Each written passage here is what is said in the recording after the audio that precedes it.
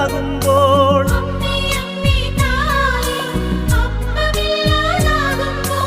അപ്പത്തിൽ വാഴുന്നോനെ ഞാൻ ആരാധിക്കുന്നു.